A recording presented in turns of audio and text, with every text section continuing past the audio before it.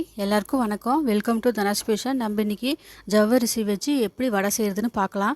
இப்போ தான் நம்ம சேனலுக்கு வரீங்கன்னா சப்ஸ்கிரைப் பண்ணிட்டு பாருங்கள். வாங்க இப்போ வீடியோக்குள்ளே போகலாம். இப்போது இந்த மாதிரி ஜவ்வரிசி 1.5 கப் அளவுக்கு நான் எடுத்திருக்கேன். இது வந்து மாவு ஜவ்வரிசி. நைலான் ஜவ்வரிசியில் செஞ்சால் டேஸ்ட் வந்து நல்லா இருக்காது. இந்த மாவு ஜவ்வரிசியில் செய்யும்போது டேஸ்ட் வந்து ரொம்ப நல்லாயிருக்கும். அதனால் இந்த ஜவ்வரிசி எடுத்துக்கோங்க. இப்போ இந்த ஜவ்வரிசியை 1.5 கப் அளவுக்கு ஒரு பாத்திரத்தில் போட்டுக்கலாம். போட்டுட்டு இதை வந்து தண்ணி வந்து நல்லா மூழ்கிற அளவுக்கு தண்ணி விட்டுக்கோங்க. இது வந்து 4 மணி நேரம் ஊற வச்சு எடுத்துக்கலாம். இது ஊறி வரப்போ டபுள் ஆகும். அதனால் தண்ணி வந்து நல்லா தாராளமாக விட்டு நல்லா மூடி வச்சுருங்க. இப்போ இது வந்து தண்ணியெல்லாம் ஊற்றிட்டு மூடி வச்சுட்டு 4 மணி நேரம் வச்சிடலாம். இது ஊறுனதுக்கப்புறம் நம்ம இது கூட என்னென்ன சேர்த்து எப்படி வடை செய்யலாங்கிறத பார்க்கலாம். இப்போ இது மூடி வச்சிடலாம். மூடி வச்சுட்டு 4 மணி நேரம் நம்ம வெயிட் பண்ணலாம். இப்போ 4 மணி நேரம் ஆயிடுச்சு பாருங்கள். இப்போது நல்லா ஊறி நல்லா வந்திருக்குது. இப்படி ஜவ்வரிசி எடுத்து இப்படி உடச்சி பார்த்தோம்னா இந்த மாதிரி உடையணும், இந்த அளவுக்கு இருக்கணும். இப்போ இந்த ஜவ்வரிசியெல்லாம் தண்ணியெல்லாம் இல்லாமல் வடிகட்டிடலாம். வடிகட்டிட்டு இந்த மாதிரி ஒரு ஃபில்டரில் தண்ணி இல்லாமல் நம்ம வடிகட்டி எடுத்து வச்சுக்கலாம். இல்லைன்னா துணியில் கூட இந்த மாதிரி வடிகட்டி எடுத்துக்கோங்க. இப்படி எல்லாத்தையும் போட்டுட்டு தண்ணியெல்லாம் வடிகட்டும். ஒரு 10 நிமிஷம் இந்த மாதிரி இருக்கட்டும். தண்ணியெல்லாம் வடிகட்டும். தண்ணி வடிஞ்சதுக்கப்புறம் ஒரு நம்ம மிக்சிங் பவுல் இந்த மாதிரி எடுத்துக்கலாம். இப்போ நம்ம தண்ணியெல்லாம் வடிஞ்சதெல்லாம் இந்த ஜவ்வரிசியை வந்து இந்த பவுலில் எல்லாத்தையும் சேர்த்துக்கலாம். தண்ணி சுத்தமாக இருக்கக்கூடாது. அப்போ தான் வந்து வடை வந்து கிறிஸ்பியாக நல்லா டேஸ்ட்டாகவும் இருக்கும். அதனால் 10 நிமிஷம் நல்லா வெயிட் பண்ணிவிட்டு அதுக்கப்புறமா தண்ணியெல்லாம் வடிஞ்சதுக்கப்புறம் சேர்த்திக்கோங்க. இப்போ இது கூட கடலை மாவு 2 டேபிள் ஸ்பூன் அளவுக்கு சேர்த்திக்கோங்க.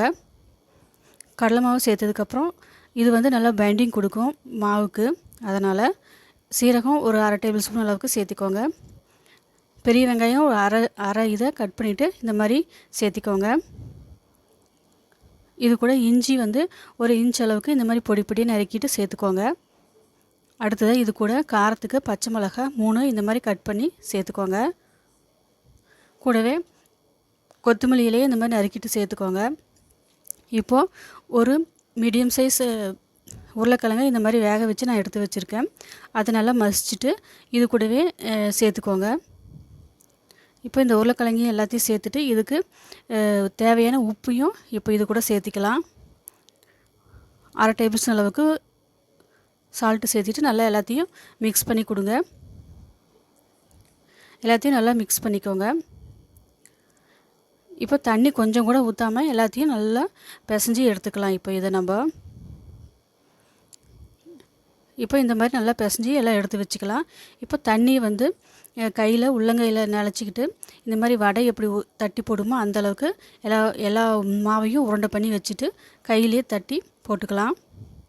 இப்போ ஒரு கடாய் வச்சுக்கலாம். ஸ்டவ் ஆன் பண்ணிவிட்டு அதில் ஆயில் ஊற்றிட்டு எண்ணெய் சூடானதுக்கப்புறம் நம்ம இது மாதிரி வடை மாதிரி தட்டி எல்லாத்தையும் போட்டுக்கலாம். போட்ட உடனே எல்லாத்தையும் உடனே திருப்பாதீங்க. ஒரு 2 நிமிஷம் ஆன வாட்டி கலர் கொஞ்சம் சேஞ்ச் ஆனதுக்கப்புறம் திருப்புங்க.